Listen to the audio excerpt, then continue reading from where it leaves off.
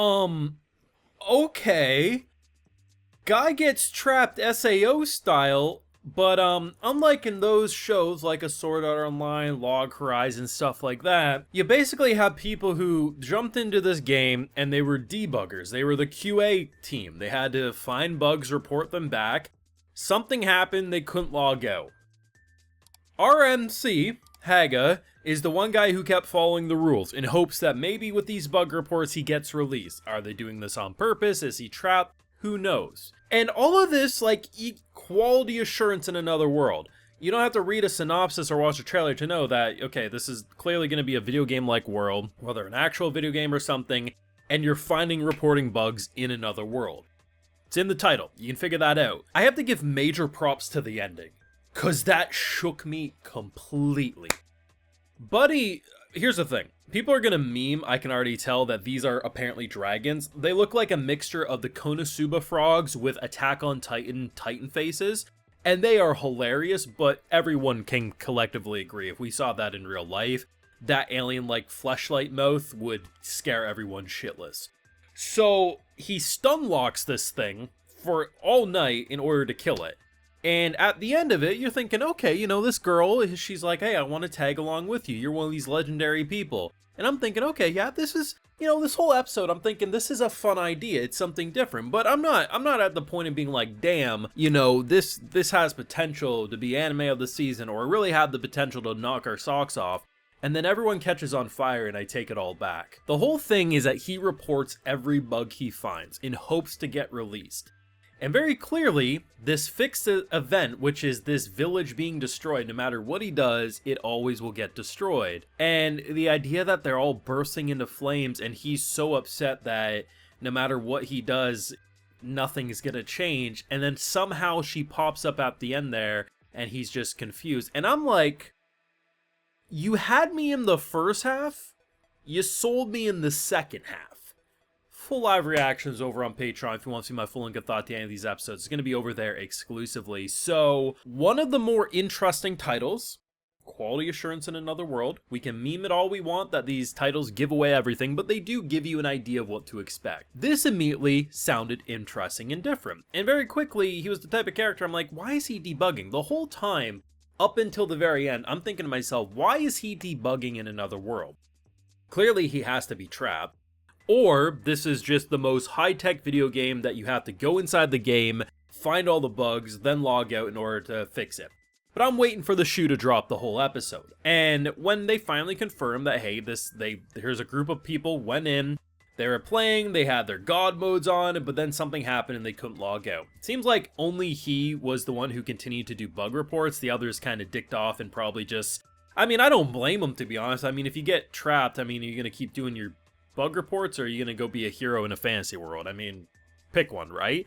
But I can understand why someone like our MC was just like, well, this is all I can do, and seemingly the bug reports still get sent. Now, from the NPC's perspective, it just looks like holy magic or something. Pretty clever way to get across something that's clearly like they can't comprehend, but, you know, from their point of view, it's just more magical. It's so interesting because, like, you have these, he's just always observing, he's always examining, and for this girl that we get introduced to, she pretty much is just on cloud nine thinking, oh, this is one of these legendary people, they're gonna be the savior of our village, I could probably learn a lot from them.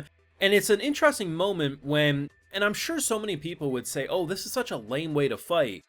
And sure, there's been video game boss fights that I've cheesed the hell out of because I just didn't feel like dealing with it the proper way. And is it the most fun thing to watch? Probably not, but it gets the job done. But if we're in a situation where you could actually get killed, hell yeah. Stun locks, because here's the thing, a simple bow and arrow strike ain't gonna take down that big bitch.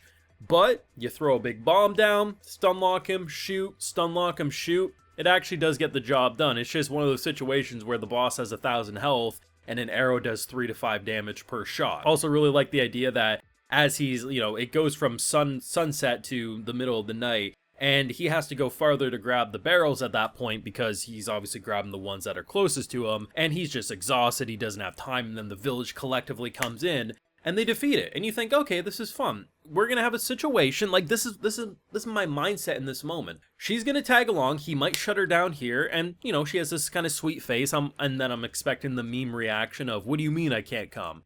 Just the whole idea that you assume that, okay, she's gonna tag along. I mean, she's in the poster image. I had no expectation bad things could happen because I'm pretty sure she's in the poster image. And then they all burst into flames, and it's like, what is going on? My biggest question is, going into these future episodes and learning about this world, are they trapped on purpose, or are they trapped accidentally? And does the bug reports even matter? Are the bug reports going to be a thing where, like, you know, there is clearly a bug that's keeping them trapped, and because of our MC reporting the bugs, is that going to be the reason why they're able to be freed? Could be.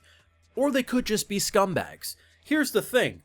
I don't think we need the craziest of motivations for a show like this to pop off. I mean, look at the first arc of SAO. The motivation was, I forgot why I did it. Anything can be better than that. I assume it probably wasn't intentional, and the bug reports are going to be the way to get us untrapped from this game. That's my gut reaction right now, but what a freaking good episode. Like, I really feel like the summer anime season is interesting because there's a lot of like shows that I'm like, okay, didn't really expect much, or I thought it would be fun at best, and are actually surprised me, but I don't know, I get the impression that this season's going to be a lot of slept on anime, which kind of sucks because it's actually a pretty spread out anime season, like every day of the week, 3 or 4 good looking shows, rather than everything airing on a Saturday or a Sunday like last season. But I don't know, I just get the impression the energy's different, but maybe it's because people are more out and about because summer is here now. But for me, this is definitely one that I would not recommend skipping out on. This is something interesting for sure, and I'm dying to see where episode 2 is going to take us. The thing I really like about Fridays is that there's a couple of shows that I watched today that are just, I thought I knew what to expect, but then they completely went in different directions, those being, of course, Dungeon People and Quality Assurance in Another World. And the thing is if both of those shows would have went the direction I was assuming, I probably would have had a good time. But now I'm at the point of being like, why can't I watch episode 2 right now? That should be a crime. Yeah, I'm here for this one. I think there's still quite a few shows, especially on Saturday and Sunday, that I need to check out. But this is one of my favorite first episodes of this season for sure. Let me know what you thought down below, whether if you know of the source material or if you're anime original. What did you think? Because that ending caught me by surprise. Let me know down below. Be sure to leave a like if you enjoyed, subscribe if you're new around here, of course, ring that bell, and like I mentioned, full live reactions over on Patreon. And hey, while you're over there, I'll also give you a video shout out. Alright, so today we got Tendro Talbashi, Stinamar, Lavlet, Calcon, Twin Cats 24, Fan 2003, and Yavo Car. So I appreciate the support, everyone. Please take care, and y'all have a good one.